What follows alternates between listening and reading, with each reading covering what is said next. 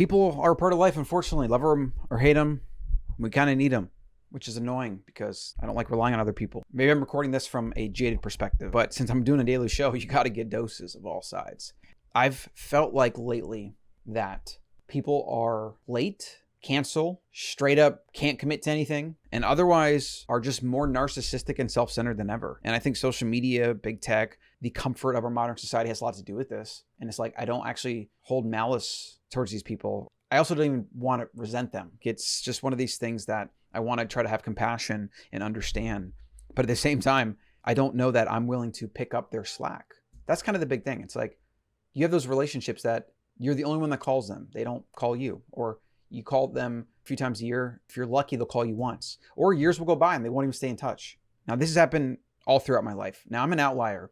I operate at a different level than most people. I'm more aware than most people. I'm also more self-aware of the importance of people in life. And I feel like a lot of people don't respect that importance because they're getting too pulled into distraction and dopamine highs and social media and all that garbage, right? Or the newest thing is clout chasing.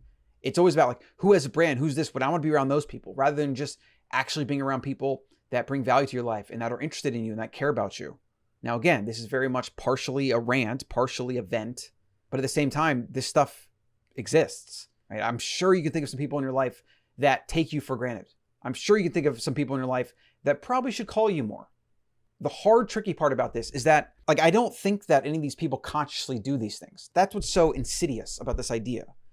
Because then you start hurling accusations about like they did this on purpose or not. And I just think most people don't have their shit together. I've been an entrepreneur for years. It's amazing how many people I have to do their job for them. Like companies I owe money to, I have to remind them to send me an invoice. Like crap like that. Most people in the digital economy world are extremely inefficient at staying on top of things, and they try to use their memory, which is not a system. They don't have a good productivity system. They don't have a to-do app or anything that they use. There's really no system whatsoever. So they have hundreds and hundreds of emails. They convince themselves they'll remember this, and then they forget. They don't use a calendar. In our modern world, just keeping up with your friends and family, if they're not near you, right? If they're not next to you and they're just there in your house every day, it really does require managing yourself and managing your attention and managing your memory and things like that. So maybe that's one of those things. Maybe that's something that has separated me from many, where I'm just better at managing myself and my time and my attention. And I have a better calibration in my mind for like, when was the last time I talked to this person? Or I haven't talked to that person in a while. Maybe I should reach out to them. And so maybe I pick up their slack because they're not even cognizantly aware of it. And so then they default to me being that person. But then that tips the balance of reciprocity. It tips the balance of give and take and the kind of somewhat equalness that a relationship needs. And there are some days like today where I'm sick of it and I don't want to pick up the slack anymore. So do I just let the relationship die? Do I just not reach out to people? I'll be right in my moral justification that I convinced myself of, but I'll suffer because I will no longer have them in my life. So like, how do you win here? Do you have to just completely remove all expectation of everyone else in your life and just basically use people for whatever value you can get out of them? I don't know. Like, I don't know this answer. This is probably the trickiest thing I've struggled with in adulthood. Since I've had kids, it seems like it's gotten worse. And of course, since I've had kids, it's been the last 3 years. America's gotten worse. The algorithms have gotten smarter, so they're better able to do people, manipulate them. I don't know if this is just like a current phenomenon, if we're at a certain epoch in internet and big tech and all these different things that are just, obviously we're in a divisive, tribalistic, like mask, no mask, vaccine, no vaccine. Like we're in this crazy time right now. Don't people realize how enjoyable it is to just hang out with people in person and touch them and engage with them and have conversations? Make more money or go online or do this or constantly be distracted. It's fucking depressing. It really is. Welcome to the Better Human Podcast. 5 minutes in, I'll welcome you to the show. I see Americans becoming so self-absorbed and so used to asking the question, what's in it for me, that they can't show up on time, keep appointments, or otherwise see the value of the people right in front of them. Clout plus dopamine chasing are ruining the American psyche. And then I have this tweet that I have queued up for later. America, the richest yet most evolutionary inept group of humans alive today. Oh, man.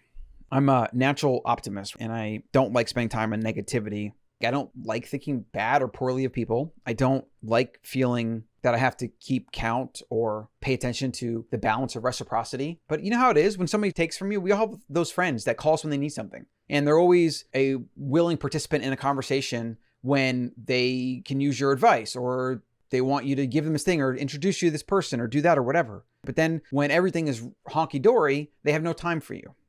Part of me feels like it's more of a sign that I need to leave this country. We've already been talking about that. It's probably going to happen. Maybe I just need to find some other cultures where people are just more interested in slowing down and being in the moment and, enjoying the people around them. I don't know. It's a tough thing. If you actually look at some of the trends around the kind of dehumanizing effects of wealth, and especially American wealth, this like, you don't know your neighbor stuff, or everybody's a stranger. We're just becoming more and more isolated, obviously more and more depressed, more and more discontent, more and more distracted, more and more addicted to plug into the matrix, more and more tribalistic and divisive and politicized and propagandized, but just more and more selfish and self-centered. I mean, just hopefully something to think about, right? Maybe something for you, like to put on your calendar, call an old friend once a month. Put on your calendar even to call your mom or your dad if they're not in town, aunts, uncles, whatever. Pick up the slack for other people. It's funny here because I'm recommending you do the very thing that I feel like I don't want to do anymore. Maybe that's me also subconsciously telling myself I just need to do it and suck it up and get over it. I know that that's the right answer. In the long run, it's the right answer, because why not? Be compassionate. If they're sucking in this way and you can help them out, then just do it, whatever. But, there's that other side of me that's just kind of sick of it. I just hope you don't become jaded like I do. And I don't think I'm fully jaded. I think I'm just going through a jaded patch, perhaps. But you always hear those quotes about like, give, help, and it'll kind of come to you in unexpected ways. I don't know. I don't know if I believe that anymore. I feel like I now need to charge for all my advice, for all my help, for everything.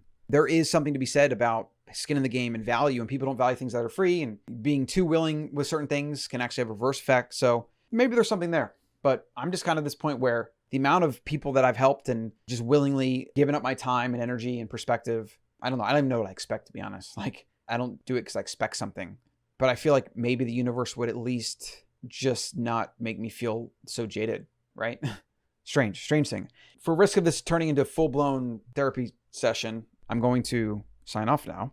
I promise most of the shows, like 99.99% of the shows, are positive, optimistic, and usually have a clear call to action that you can do or think about. And I think this show does. I think it's just a reminder to get off your damn phone, pay attention to people around you, stop clout chasing, stop trying to always look amazing to impress people you don't know, and to try to cozy up to people that you think have a brand or this or that or whatever. I mean, the clout chasing shit is just really becoming gross. Like, I'm just so over it.